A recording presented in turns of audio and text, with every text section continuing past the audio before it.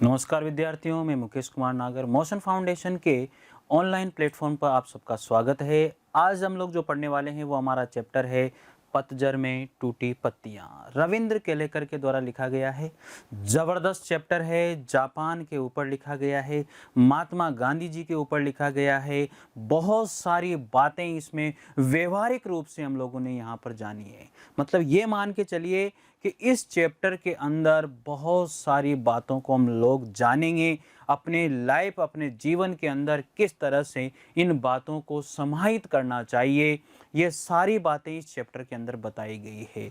यहाँ पर आज हम लोग जो है इस लेक्चर में, इस चैप्टर में, इस राइटर के बारे में, जो हमारे जो राइटर हैं रविंद्र केलेकर, इनके बारे में भी हम लोग बहुत कुछ जानेंगे। उसके बाद में इस चैप्टर से कुछ पैराग्राफ हैं जो मैंने यहाँ पर लिए हैं, उन पैराग्राफ से भी कुछ क्वेश्चन मैंने सब्जेक्टिव भी लिए हैं और ऑब्जेक्टिव भी लिए हैं। उनके बारे में भी हम लोग यहाँ पर थोड़ा सा देखेंगे कि किस तरह से ऑब्जेक्टिव प्रश्न बन करके अगर आता है तो किस तरह से आता है, सब्जेक्टिव प्रश्न बन करके आता है तो किस तरह से आता है। इस चैप्टर से आपके ज़्यादा बड़े क्वेश्चन नहीं आएंगे, यानी कि बड़े क्वेश्चन जो है इस चैप्टर से आपको नहीं दिए जाएंगे। छोटे छोटे क्वेश्चन बनते हैं इस चैप्टर से और बहुत बढ़िया क्वेश्चन बनते हैं। ये मान के चलिए फैक्ट वाले क्वेश्चन बनते हैं, पढ़ो और आंसर दो, पढ़ो और आंसर दो, इस टाइप के क्वेश्चन बनते हैं, यानी कि तुक्के मार क्वेश्चन आपको वहां पर नहीं मिलने वाले हैं। तो पहले हम लोग किसके बारे में जानने वाले हैं? पहले हम जानने वाले हैं हमारे जो राइटर हैं रविंद्र केलेकर। राइटर का नाम क्या है? रविंद्र केलेकर। आपको राइटर और चैप्टर का नाम भी याद होना चाहिए।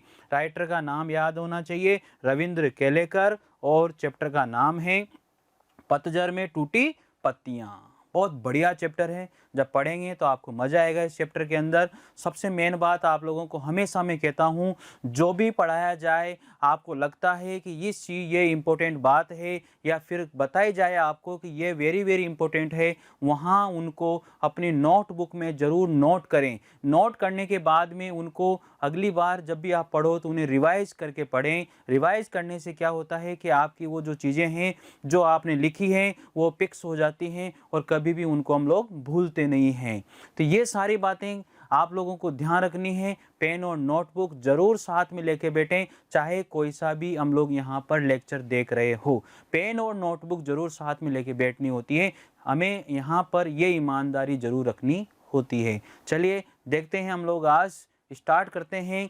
सबसे पहले आपको पता है, सबसे पहले जब भी चैप्टर स्टार्ट होता है तो किसके बारे में पढ़ा जाता है? रविंद्र केलेकर, जो इसके राइटर हैं, राइटर के बारे में सबसे ज़्यादा पढ़ा जाता है और वहाँ से भी क्वेश्चन बनने के ज़्यादा से ज़्यादा चांस होते हैं। तो चलिए स्टार्ट करते हैं रविंद्र केलेकर के बारे में। बहुत बढ़िया इन्होंने लिखा है, बहुत अच्छे इंसान थे ये।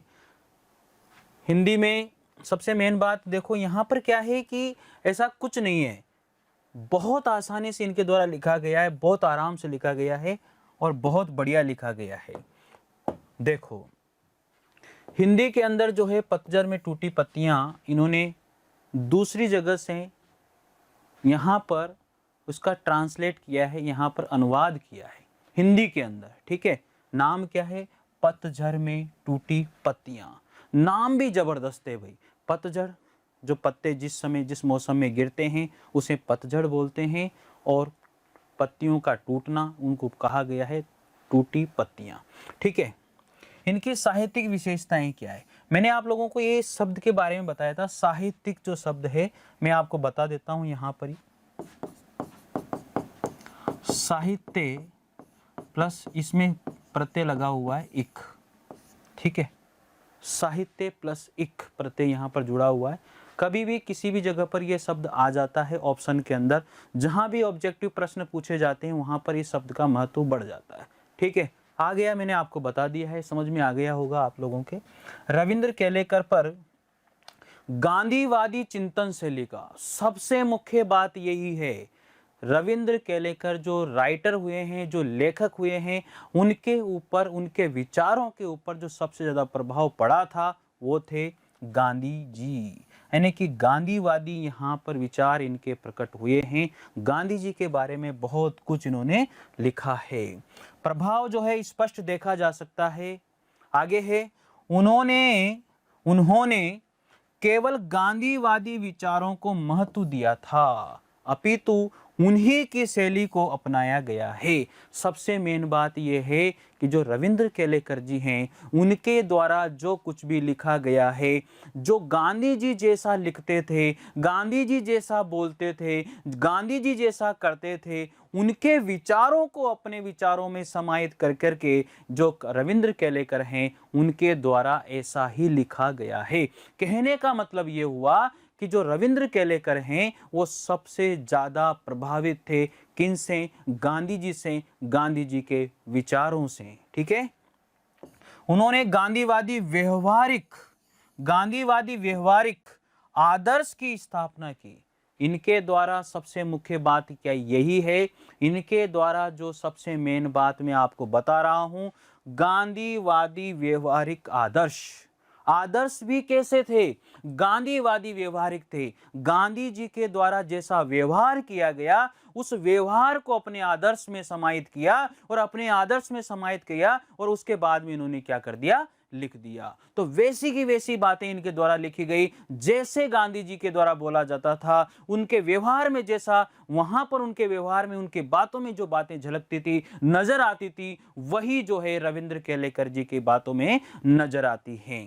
ठीक है, लोकतंत्र की सफलता के लिए जन जागरण की निरंतर आवश्यकता को रेखांकित किया गया है। लोकतंत्र की सफलता के लिए जो आज हमारा देश है वो लोकतंत्र है, यानी कि राजतंत्र यहाँ पर नहीं है। लोकतंत्र का मतलब होता है जनता के द्वारा, जनता के लिए जो भी शासन किया जाता है सब कुछ जनता के द्वारा ही होता है, वो लोकतंत्र होता है, गणतंत्र होता है। यहाँ पर राजतंत्र अमेरिका के अंदर होता है। आगे बात समझ में?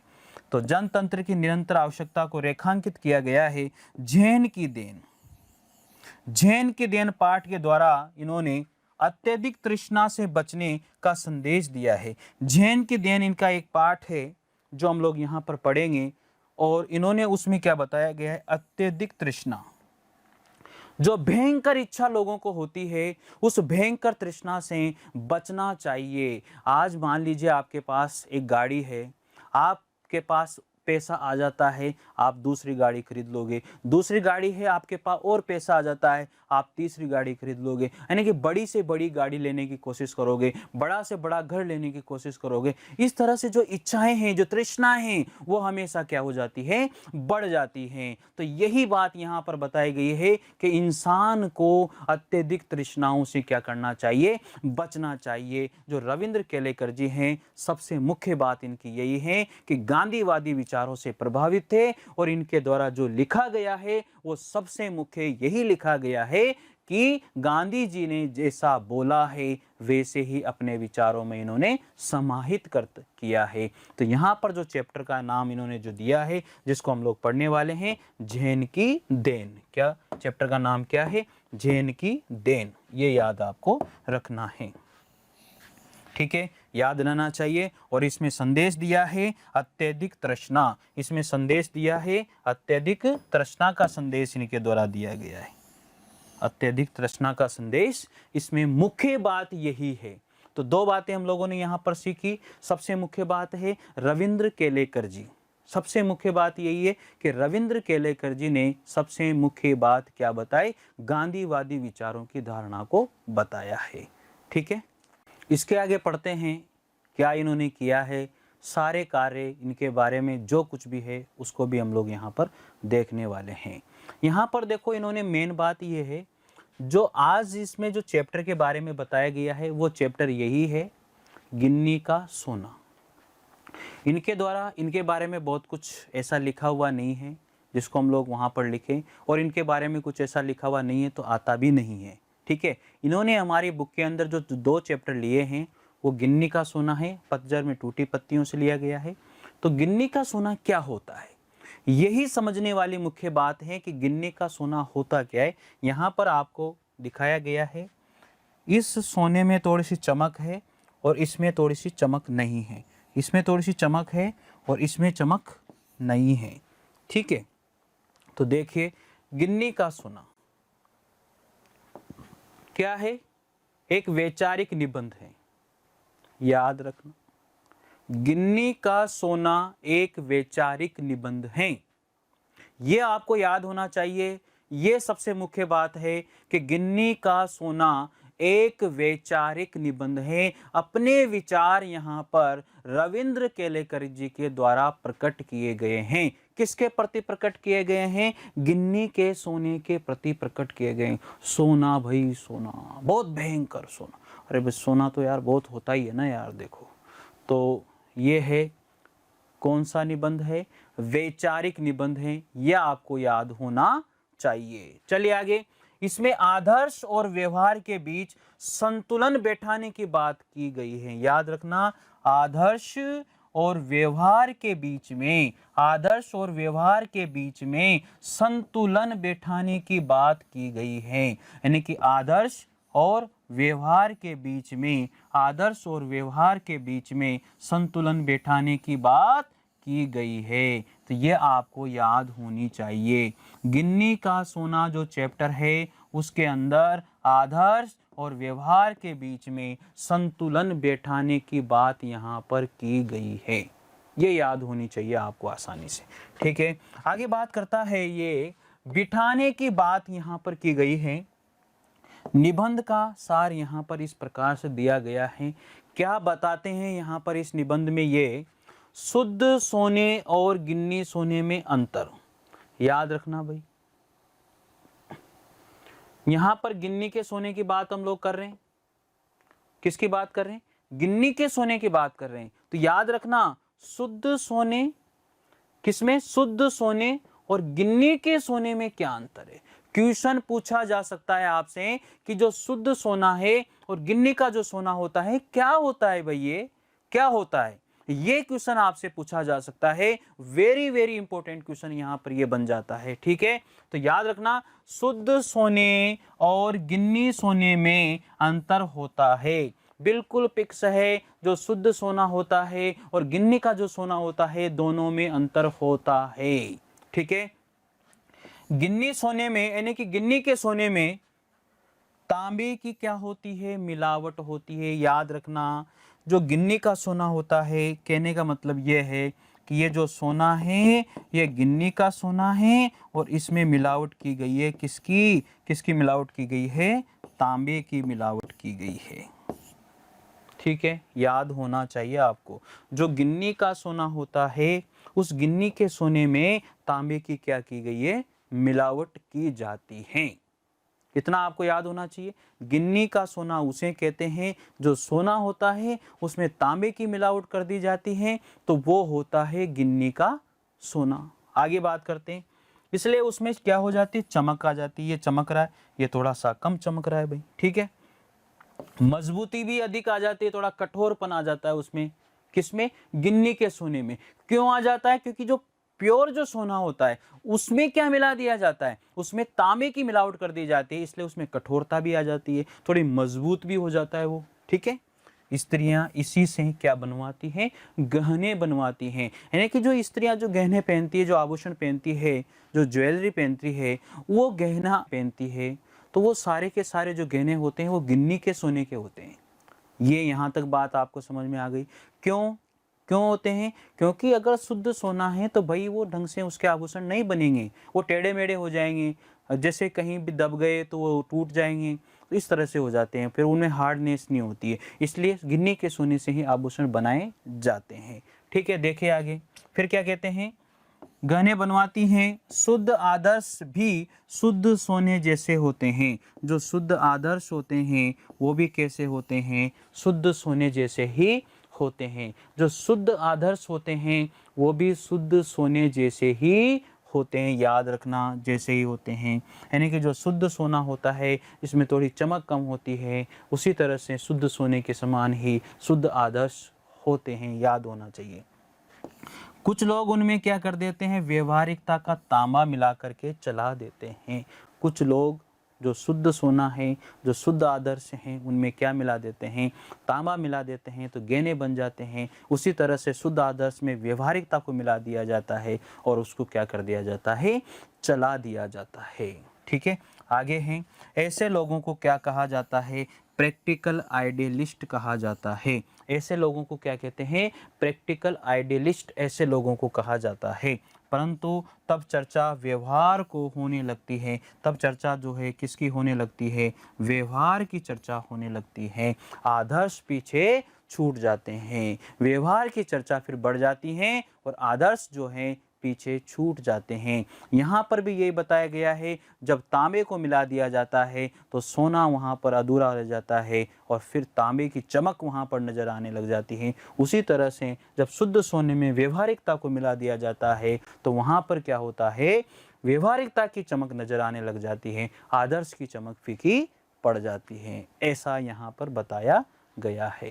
तो कर सकते हो, कोई दिक्कत नहीं, इसमें समझ में आ गया होगा मेरे हिसाब से। आगे बात करते हैं गांधी जी की व्यवहारिकता क्या रही है।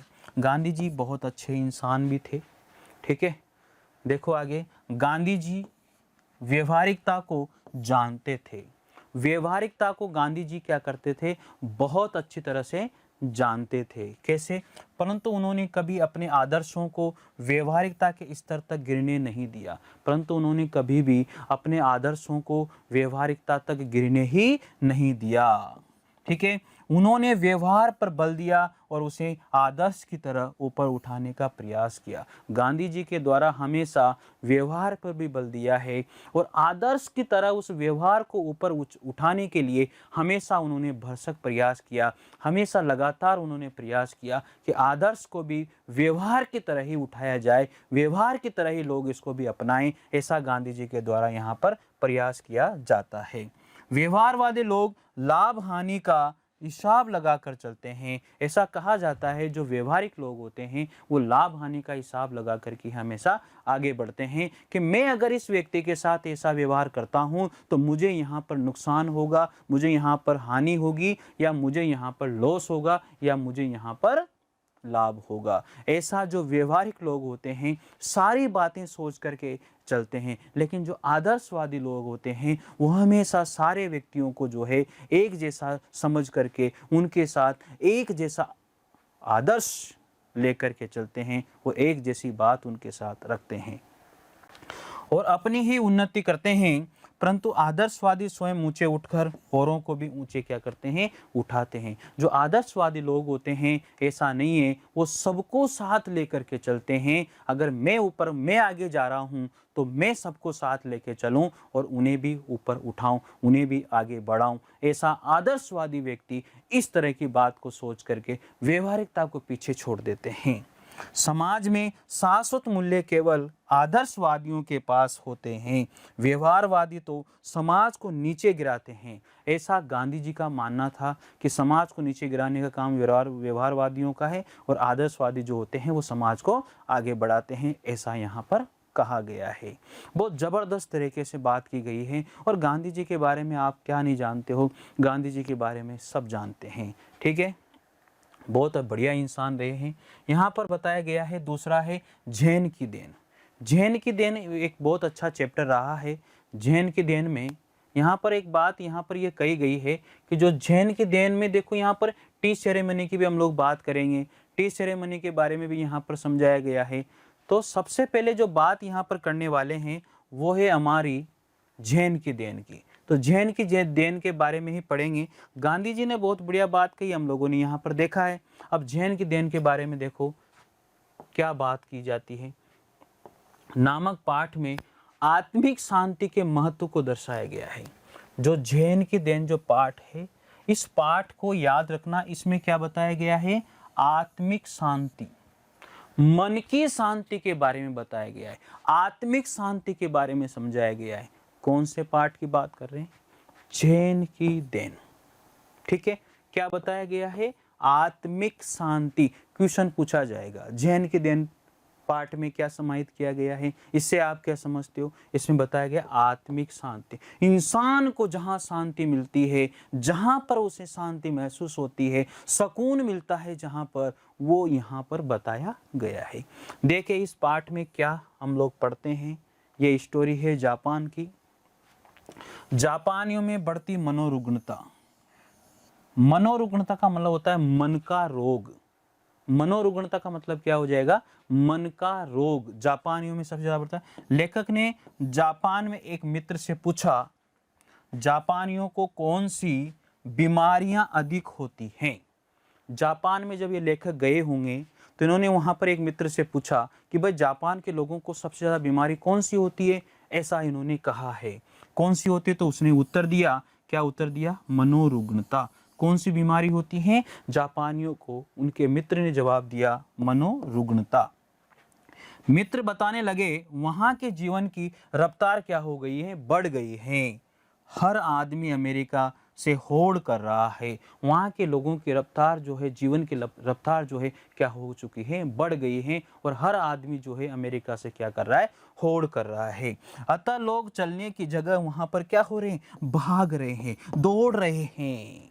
क्या हो रहा है वहां पर, लोग चलने की जगह क्या कर रहे हैं, लोग दौड़ रहे हैं, भाग रहे हैं, रुक नहीं रहे हैं, इस भीड़ में चले जा रहे हैं, लेकिन अपने देश के प्रति हमेशा समर्पित हैं, ऐसा उन्होंने वहां कहा है। चलिए आगे, बोलने की जगह क्या कर रहे हैं भाई, अरे बोलने की जगह वो क्या कर रहे हैं, बोल नहीं रहे, वो बकने का कार्य कर रहे हैं, मतलब जोर जोर से बोल रहे हैं, स्पीड से बोल रहे हैं। ये सारी चीजें यहाँ पर की जा रही है। समझ गए होंगे मेरे हिसाब से आप, बहुत बढ़िया। आगे, दिमाग की रफ्तार तेज रहने लगी। वहाँ के लोगों की दिमाग की रफ्तार भी तेज हो गई, स्पीड का इंजन लग गया उनके दिमाग के, ऐसा कहा उनके मित्र ने। दूसरे मित्र से ऐसी बातें वो कर रहे हैं। दिमाग का तनाव इतना बढ़ जाता है कि पूरा इंजन ही क्या हो गया, टूट जाता है। इतना भयंकर मानसिक तनाव, मनोरुग्णता इतनी भयंकर उनके अंदर समाहित हो गई कि भैया दिमाग ही काम करना बंद हो जाता है। इतने भयंकर जापान के लोग हैं, दिन रात मेहनत करते हैं, दिन रात काम करते हैं, थकते ही नहीं हैं, चलते नहीं हैं, दौड़ते हैं, बोलते नहीं हैं, बकते हैं। ऐसा कहा है हमारे राइटर, लेखक जो रविंद्र केलेकर हैं, उनके द्वारा जापानियों के बारे में। आपको बता दूं कि यहाँ पर हमने अभी तक जो पढ़ा है, इस पैराग्राफ में, इस लाइन में जापानियों में कौन सा रोग सबसे ज़्यादा महसूस किया गया, मनोरुग्णता वाला जो रोग है वो सबसे ज़्यादा महसूस किया गया है। अब देखिए आगे पढ़ते हैं इस चीज़ को, और क्या यहाँ पर बताया गया है। ये है टी सेरेमनी, ये भी वहीं की बात है, कहाँ की, जापान की। इस तरह से होटल होते हैं वहाँ पर जहाँ पर टी सेरेमनी लोग करते हैं। आप समझ गए होंगे टी सेरेमनी के बारे में क्या है क्या नहीं। इस तरह की होटल होती है, बहुत ज़बरदस्त होती है, मज़ा आ जाता है। कभी जाओ तो देखना, अनुभव करना। लेखक का मित्र शाम को उसे टी सेरेमनी में ले गया। ये जापान की बात चल रही है। लेखक का मित्र जो रविंद्र केलेकर हैं, उनका मित्र दोनों गए थे जापान में, तो वहाँ पर वो मित्र, एक दूसरा मित्र जो है उनको कहाँ पर ले गया, टी सेरेमनी में लेके चला जाता है। ठीक है, जापान में चाय पीने की इस विधि को चा नो यू कहते हैं। याद रखना, जापान में चाय पीने की जो विधि है, जापान में जो चाय पीने की विधि है उसको कहा जाता है चा नो यू। क्या कहा जाता है, चा नो यू। ये याद होना चाहिए आप लोगों को, क्वेश्चन बन सकता है भाई। ठीक है, एक 6 मंजिली इमारत की छत पर एक सुंदर पर्णकुटी बनाई जाती है। एक 6 मंजिली इमारत होती है, इस तरह से इमारत होती है, 1 2 3 4 5 6। ठीक है, इस तरह से इमारत होती है, और यहाँ पर एक पर्णकुटी बना दी जाती है। ऊपर ही ऊपर के भाग में क्या बना दी जाती है, एक पर्णकुटी, यानी कि पत्तों की कुटिया सी बना दी जाती है, ऊपर ही ऊपर, इतने ऊपर, सोचो आप। ठीक है, बना दी जाती है। लेखक और उसके मित्र ने पास रखे बर्तन से पानी लेकर हाथ मुंह धोए। देखो कितनी बढ़िया सभ्यता है वहाँ की, संस्कृति है वहाँ की। पहले आप जाओगे किसी होटल के अंदर, पहले हाथ मुंह पैर सब धोओगे, फिर अंदर घुसोगे। ठीक है, हाथ मुंह पैर धोए और अंदर चले गए साहब। अंदर चाजीन, याद रखना, शब्द याद रखना भाई, चाजीन बैठा था। वह स्वागत में उठा और कमर झुका करके उसने क्या किया, प्रणाम किया। वहां पर एक चाजीन बैठा था, सेवक बैठा था, और उसने इस तरह से कमर झुकाई और उसने वहां पर उनका क्या किया, स्वागत किया। ठीक है, उसने बैठने का निमंत्रण दिया, और उसने बैठने का क्या किया, उनको निमंत्रण दिया। ये वहां की परंपरा है। इतनी बढ़िया मेहमान निवाजी वहां पर होती है।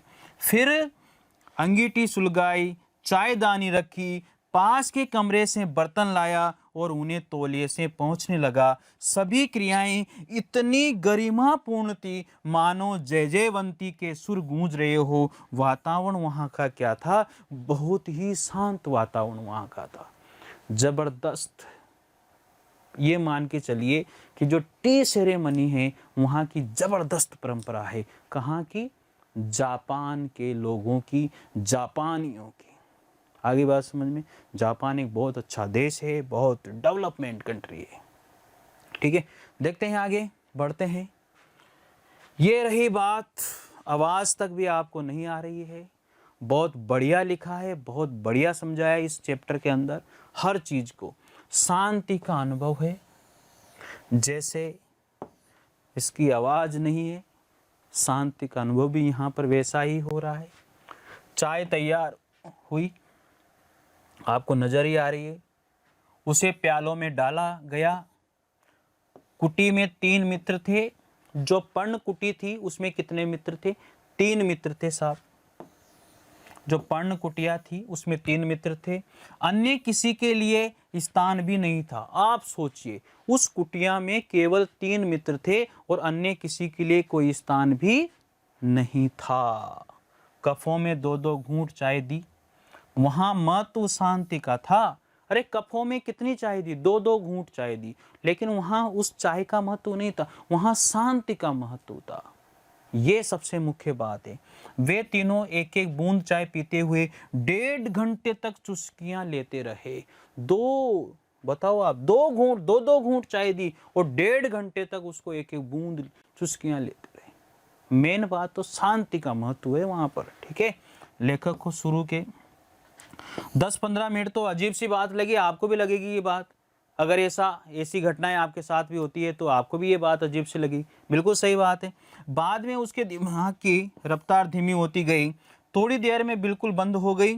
लेखक को लगा मानो वह अनंत काल में जी रहा है, अनंत काल में खो गया। उसे पता ही नहीं लगा कि क्या हो रहा है यार, ये ऐसा मैंने कभी देखा ही नहीं है। जबरदस्त बात उसने वहां पर देखी, अनंत काल में जी रहा हो। उसे सन्नाटा तक सुनाई देने लगा। मतलब इतनी भयंकर शांति थी वहां पर, जबरदस्त शांति वहां पर थी कि मतलब वो चाय की आवाज भी वहां पर नहीं आ रही थी। सन्नाटा, सुनसान, बिल्कुल शांति। इतना शांत वातावरण है जापान के अंदर। कोई भी प्रोग्राम होता है सब शांत रूप से होता है। वहां पर कोई प्रदूषण, ध्वनि प्रदूषण, कोई पोल्यूशन, कुछ नहीं वहां पर देखा जाता। जापान के लोग बहुत बढ़िया इंसान होते हैं, बहुत जबरदस्त इंसान होते हैं। देखना आप कभी जाओ तो। ठीक है, आगे बात करते हैं। वर्तमान का अनुभव कैसा है? वर्तमान का अनुभव कैसा रहा? देखिए, प्राय हम ये या तो गुजरे हुए समय की यादों में खोए रहते हैं। बिल्कुल सही बात है। वर्तमान में आजकल इंसान जीता ही कहाँ है? वो हमेशा या तो गुजरे हुई बातों में खोया रहता है, सोचता रहता है ऐसा क्यों हो गया, मैं ऐसा करूंगा, या तो आने वाली बातों में सोचता मैं ऐसा करूंगा, ऐसा कर लूंगा, हो जाएगा, इस तरह से करता रहता है। भविष्य के सपने देखता रहता है, जबकि दोनों क्या है? मिथ्या है। अरे जो निकल गया वो भी झूठ है और जो देख रहा है क्या पता वो भी झूठ हो जाए। अरे जिले वर्तमान को इंसान, जिले वर्तमान को इंसान, ऐसा यहाँ पर कहा जाता है। वर्तमान में जी लो, वर्तमान में मेहनत कर लो, वर्तमान को सुधार लो, ये सबसे मुख्य बात होती है।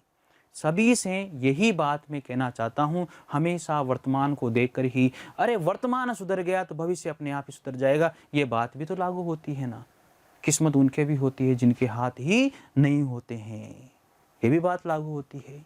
आगे बात समझ में आपको? ठीक है, सत्य क्या है? वर्तमान है। सत्य क्या है? सत्य वर्तमान है। अब पीते पीते लेखक का दिमाग में केवल वर्तमान रह गया। भैया उसको चाय को पीते पीते लेखक के दिमाग में कुछ भी नहीं रहा, केवल वर्तमान की बातें रह जाती है। वह अनंत काल जितना विस्तृत था, इसी को जीना कहते हैं। जापानियों की ये जैन परंपरा, जापानियों की ये चाय सेरेमनी की जो परंपरा है, सचमुच में क्या थी? एक निराली परंपरा थी। इसलिए कहा जाता है जापान के लोग बहुत बुद्धिमान होते हैं, जापान के लोग बहुत कर्मठशील होते हैं, जापान के लोग बहुत दृढ़शील होते हैं, बहुत निश्चय उनका बहुत दृढ़वादी होता है, हमेशा काम करने में, कर्म करने में विश्वास करते हैं। ये जापान के लोगों की सबसे मुख्य परंपरा होती है। देखिए आगे, अब यहाँ पर एक एक गद्यांश आ रहा है। इस गद्यांश के बारे में हम लोग यहाँ पर देखेंगे। पहले ये अब सबसे मुख्य बात क्या है? यही सबसे मुख्य बात है कि पहले आप चैप्टर को पढ़ेंगे, चैप्टर पढ़ने के बाद में इसको जब पढ़ेंगे तो आपको सब कुछ याद हो जाएगा। ठीक है, तो देखो गद्यांश से संबंधित प्रश्नों का उत्तर यहाँ पर दिया गया है। क्या है, देखिए कि गद्यांश हम लोग देखते हैं। शुद्ध सोना अलग है, शुद्ध सोना अलग है और गिन्नी का सोना अलग है। मैं आपको सब कुछ बता चुका हूँ, अब कोई दिक्कत आपको यहाँ पर नहीं आने वाली है। ठीक है, गिन्नी के सोने में थोड़ा सा तांबा मिला दिया जाता है, ठीक है, इसलिए वो ज़्यादा चमकता है और शुद्ध सोने से मजबूत भी होता है। औरतें अक्सर इसी सोने से गहने बनवा लेती हैं, फिर भी होता तो वह क्या है, गिन्नी का ही सोना होता है। ठीक है, शुद्ध आदर्श भी शुद्ध सोने के जैसे ही होते हैं। चंद लोग उनमें व्यवहारिकता का क्या मिला देते हैं, थोड़ा सा तांबा मिला देते हैं और चला करके दिखाते हैं, तब हम लोग उन्हें प्रैक्टिकल क्या कहते हैं, आइडियलिस्ट कहते हैं। ये बात आपको याद रखनी है। कहकर उनका क्या किया जाता है, बखान करते हैं। पर बात न भूलें कि बखान आदर्शों का नहीं होता, बल्कि किसका होता है, व्यवहारिकता का होता है।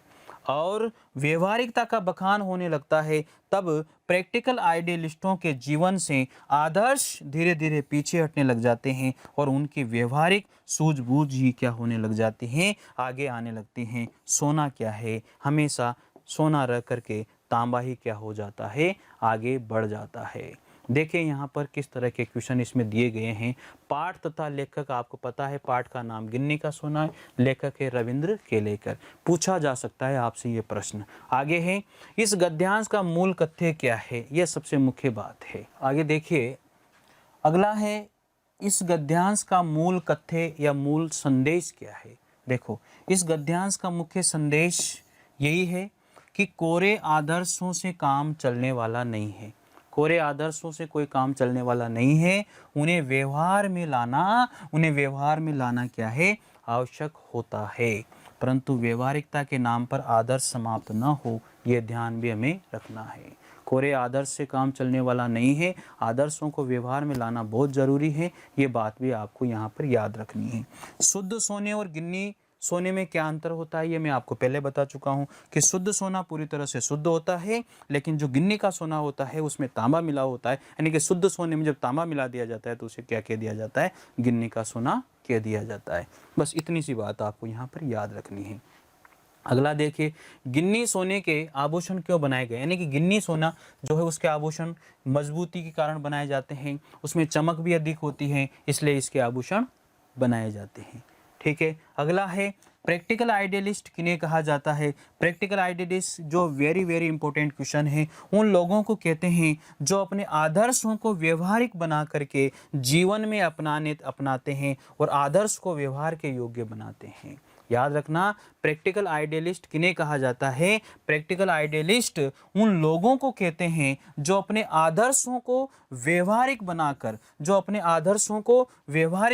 के जीवन में अपनाते हैं, जो व्यवहारिक बना करके जीवन में अपनाते हैं, जो आदर्श व्यवहार के योग्य बन जाते हैं, ऐसे आदर्शों को प्रैक्टिकल आइडियलिस्ट कहा जाता है। एक बार और सुनिए, उन लोगों को कहते हैं प्रैक्टिकल आइडियलिस्ट। किन्हें कहते हैं, जो अपने आदर्शों को व्यवहारिक बना करके, अपने आदर्शों को व्यवहारिक रूप बना करके जीवन में अपनाते हैं। आदर्श हैं, व्यवहारिक बनाए और जीवन में उनको क्या कर लिया, अपना लिया। तो ऐसे आदर्शों को क्या कहा जाता है, व्यवहारिक योग्य बना जाता है, व्यवहारिक योग्य कहा जाता है, अर्थात प्रैक्टिकल आइडियलिस्ट उन्हें कहा जाता है। ये यहाँ पर बताया गया है। अगला है, प्रैक्टिकल आइडियलिस्ट के जीवन में किसका बखान अधिक होता है और क्यों। प्रैक्टिकल आइडियलिस्ट के जीवन में चर्चा आदर्शों की नहीं अपितु व्यवहार की होती है। प्रैक्टिकल आइडियलिस्ट जो होते हैं उनके जीवन में जो चर्चा होती है किसकी होती है, आदर्शों की नहीं होती अपितु व्यवहार की चर्चा होती है। क्योंकि जीवन का अंग बनने के कारण ही कोई बात चर्चा योग्य बनती है। जब कोई बात है अगर वो जीवन का अंग बन जाती है तो वही क्या हो जाती है, चर्चा के योग्य हो जाती है। व्यवहारिकता के बखान का क्या परिणाम सामने आया, देखिए, व्यवहारिकता का अधिक बखान होने का दुष्परिणाम ये होता है कि आदर्श पीछे रह जाते हैं और व्यवहारिकता का प्रमुखता से बढ़ जाती है। अगर आपने इसके दुष्परिणामों को देखा है तो ये होता है कि आदर्श पीछे रह जाते हैं और व्यवहारिकता हमेशा आगे बढ़ जाती है। ये इसके दुष्परिणाम माने गए हैं। सोने का महत्व घट जाता है और तांबे का महत्व जैसे बढ़ जाता है। सोने में तांबा मिलाते चमक बढ़ जाती है, इसका मतलब तांबे का महत्व बढ़ गया और सोने का महत्व घट गया। उसी तरह से आदर्श का महत्व घट जाता है और व्यवहारिकता का महत्व क्या हो जाता है, बढ़ जाता है। यहाँ पर ये हमें समझाया गया है। आगे देखिए, पहला प्रश्न है, यहाँ शुद्ध सोना क्या है? शुद्ध सोने का मतलब क्या है? ये क्वेश्चन क्या कहता है? ऑब्जेक्टिव प्रश्न है। पहले हमने सब्जेक्टिव प्रश्न देखे, अब ऑब्जेक्टिव देख रहे हैं। यहाँ शुद्ध सोना क्या है? गहनों में काम आने वाला सोना, 24 कैरेट का सोना। बहुत आसान सा है, हमेशा पढ़ते हो 24 कैरेट का सोना क्या होता है? शुद्ध सोना होता है। अगला प्रश्न है, गिन्नी सोने का अर्थ क्या होता है? बहुत सिंपल सा है, व्यवहार में लाए गए आदर्श, आदर्शों के अनुरूप किया गया व्यवहार। शुद्ध आदर्श और व्यवहार, आदर्शों के अनुरूप किया गया व्यवहार, ये यहाँ पर इसका अर्थ निकल कर आ जाएगा। अगला प्रश्न है, प्रैक्टिकल आइडियलिस्ट किन्हें कहा जाता है? देखो, जो अपने आदर्शों को जीकर दिखाते हैं, जो अपने आदर्शों के लिए त्याग करते हैं, जो अपने आदर्शों को व्यवहार में उतारने योग्य बना देते हैं, ये वाला ऑप्शन यहाँ पर राइट हो जाएगा। अगला देखिए, प्रैक्टिकल आइडियलिस्ट की बात चलने पर लोग किसकी प्रशंसा करते हैं? प्रैक्टिकल आइडियलिस्ट की बात चलने पर लोग किसकी प्रशंसा करते हैं? देखिए, आदर्शों की, व्यवहारिकता की, सूझबूझ की, या फिर तालमेल की? किसकी करते हैं भैया? अब तो आदर्श ही बचे हैं, आदर्श तो निकल जाते हैं और व्यवहारिकता बच जाती है। ऐसा ही होता है। आगे देखिए, पांचवा क्वेश्चन, व्यवहारिकता की प्रशंसा होने पर परिणाम, दुष्परिणाम क्या होता है? उसका क्या होता है? लोग आदर्शों पर चलना छोड़ देते हैं, लोग धीरे धीरे आदर्शों को पीछे धकेलना शुरू कर देते हैं। यही ऑप्शन क्या हो जाएगा? राइट हो जाएगा। इतने आसान क्वेश्चन है, बहुत बढ़िया क्वेश्चन है। इन क्वेश्चन को आपको जरूर पढ़ना चाहिए भाई, ठीक है, प्रैक्टिस करनी चाहिए इन क्वेश्चन की। अगला पैराग्राफ क्या कहता है? चंद लोग कहते हैं गांधी जी प्रैक्टिकल आइडियलिस्ट थे। चंद लोग कहते हैं गांधी जी प्रैक्टिकल आइडियलिस्ट थे। याद रखना, गांधी जी क्या थे? प्रैक्टिकल आइडियलिस्ट थे, ऐसा कहा जाता है। याद रखना भाई, व्यवहारिकता को पहचानते थे। व्यवहारिकता क्या होती है, इस बात को गांधी जी हमेशा जानते थे। ठीक है, आगे देखिए, उसकी कीमत जानते थे, इसलिए वे अपने विलक्षण आदर्श चला सके, वरना हवा में ही उड़ते रहते। अरे भैया, वो उस सारी बातों को जानते थे, लोग क्या सोचते हैं, लोग क्या जानते हैं, लोग क्या महसूस करते हैं, ये गांधी जी अपने मन में उस बात को जानते थे, इसलिए तो लोगों के सामने अपने आदर्श को चला सके, अपने व्यवहारिकता को बढ़ा सके। ये गांधी जी की बात यहां पर इसलिए कही गई है। ठीक है, आगे देखिए, देश उनके पीछे ऐसे ही नहीं चला गया, देश उनके पीछे ऐसे ही नहीं दौड़ रहा था। कुछ बात थी उनके अंदर, कुछ व्यवहारिकता थी उनके अंदर, कुछ आदर्श थे उनके, इसलिए देश, पूरा देश उनके पीछे चला जा रहा था, ऐसे जबरदस्ती नहीं जा रहा था। ठीक है भाई, हाँ, पर गांधी जी कभी आदर्शों को व्यवहारिकता के स्तर पर उतरने नहीं देते थे। गांधी जी कभी आदर्शों को व्यवहारिकता में नहीं मिलने देते थे, व्यवहारिकता के स्तर पर नहीं उतरने देते थे। गांधी जी की ये सबसे मुख्य, आदर्श को अलग रखते थे, व्यवहारिकता को अलग रखते थे। ये गांधी जी की सबसे मुख्य बात यहां पर बताई गई है। इसलिए आप भी याद रखें, आदर्श अपनी जगह है, व्यवहारिकता अपनी जगह है, लेकिन आदर्श में व्यवहारिकता को अगर लेकर आओगे तो व्यवहारिकता ही चमकेगी, आदर्श तो तुम्हारे खत्म हो जाएंगे। जिस तरह से सोने के अंदर तांबा मिलाया और तांबा ही चमका, सोना रह गया। इस तरह से भैया एक ही बात रखो यार, गलत गलत बातें नहीं होनी चाहिए, अलग अलग बातें नहीं होनी चाहिए, यहां पर यही बताया गया है। ठीक है, बल्कि व्यवहारिकता को आदर्शों के स्तर पर चढ़ाते हैं। व्यवहारिकता को चढ़ाइए, आदर्श में व्यवहारिकता को नहीं।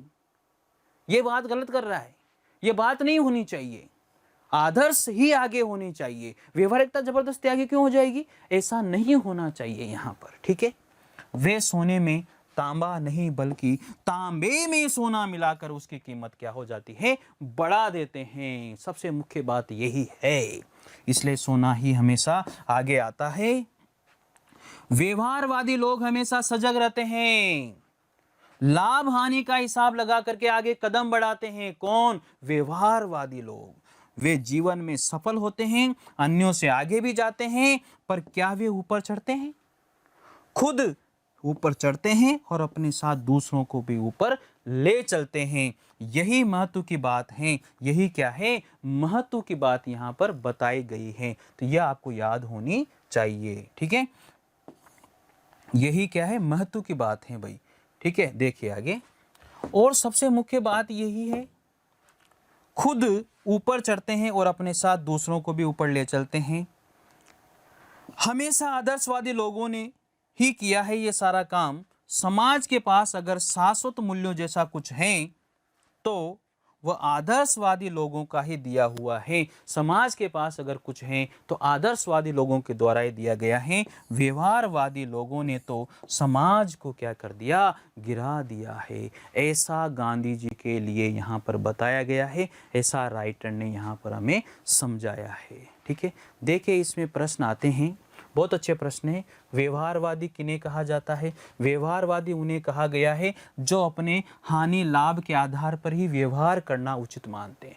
व्यवहारवादी उन्हें कहा गया है जो हानि लाभ के आधार पर व्यवहार करते हैं, उन्हें ही व्यवहारवादी कहा जाता है। वे न कोई सिद्धांत मानते हैं न आदर्श मानते हैं। ऐसे लोग जैसे तैसे उन्नति करने को ही महत्व देते हैं, ये होते हैं व्यवहारवादी। आगे बात करते हैं आदर्शवादियों को महत्व क्यों दिया जाता है। देखो, आदर्शवादियों का महत्व इस बात में है कि वे स्वयं भी ऊपर उठते हैं तथा औरों को भी ऊपर उठाते हैं, लेकिन व्यवहारवादी ऐसा नहीं करते। ठीक है, वे ही समाज को कुछ शाश्वत मूल्य, सत्य मूल्य दे सकते हैं। शाश्वत मूल्य किनकी देन है? ये किसकी है? आदर्शवादियों की देन है। शाश्वत मूल्य, सत्य जो मूल्य है वो किसकी देन है? हमारे यहाँ पर जो है आदर्शवादियों की ही ये देन मानी गई है। आगे बात करते हैं व्यवहारिकता को आदर्शों के स्तर पर चढ़ाने का तात्पर्य बताइए। व्यवहारिकता को आदर्श के स्तर पर चढ़ाने का मतलब क्या होता है? व्यवहारिकता को आदर्शों के स्तर पर चढ़ाने का तात्पर्य क्या है? अपने को इतना शुद्ध और श्रेष्ठ सच्चा बनाना कि वह आदर्श व्यवहार प्रतीत से लगे। अरे ऐसा सच्चा सूरवीर, ऐसा सच्चा इंसान बन जाइए कि आदर्श भी व्यवहार जैसे ही प्रतीत होने लग जाते हैं। आदर्शवादी लोग कौन कौन सा महत्वपूर्ण काम करते हैं? देखिए, आदर्शवादी लोग सनातन जीवन मूल्यों को, सत्यों को, सनातन जीवन मूल्य, सत्य, आदर्शों को, श्रेष्ठता को अपने जीवन में अपनाते हैं, उसे सुरक्षित रखते हैं। वे समाज को ऊंचा उठाते हैं। ठीक है, व्यवहारवादी लोग समाज को गिराते हैं। कैसे गिराते हैं? व्यवहारवादी लोग व्यवहार के नाम पर आदर्शों से समझौता करते हैं। व्यवहार के नाम पर आदर्शों से समझौता करते हैं। वे हर सत्य, नैतिकता और आदर्श की सीमा तोड़कर पतन के रास्ते पर चल पड़ते हैं। इसलिए वे समाज को उठाने की बजाय क्या करते हैं? गिरा देते हैं। ऐसा यहाँ पर समझाया गया है। इन क्वेश्चन को बार बार पढ़िए, बार बार रिपीट कीजिए, बार बार समझिए। ये क्वेश्चन आने लायक क्वेश्चन है सारे के सारे। ठीक है, प्रैक्टिकल आइडियलिस्ट किसे कहा जाता है? जो आदर्शवादी अपने आदर्शों को व्यवहार में ला सकें, जो आदर्शवादी अपने आदर्शों को व्यवहार में ला सके, ऐसे लोगों को क्या कहा जाता है? प्रैक्टिकल आइडियलिस्ट कहा जाता है।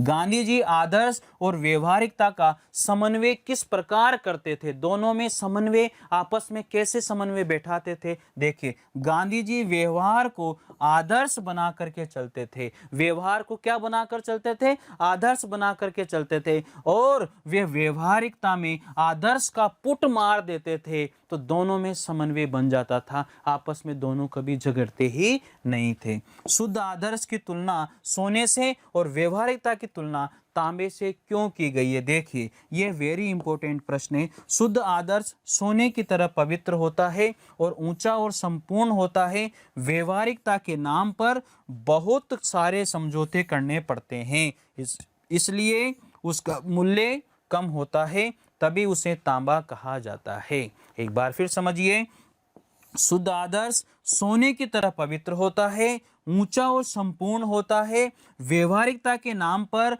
बहुत सारे समझौते करने पड़ते हैं, इसलिए उसका मूल्य जो होता है वो कम होता है, तभी उसे तांबा कहा जाता है। कहने का मतलब ये हुआ, जो आदर्श है उनके अंदर अगर आपने व्यवहारिकता को मिला दिया तो आदर्श की कीमत कम हो जाती है, व्यवहारिकता की कीमत बढ़ जाती है। उसी तरह शुद्ध सोने में तांबा मिला दिया तो वहां पर तांबे की कीमत बढ़ गई, सोने की कीमत क्या हो जाती है? कम हो जाती है। यही यहाँ पर समझाया गया है।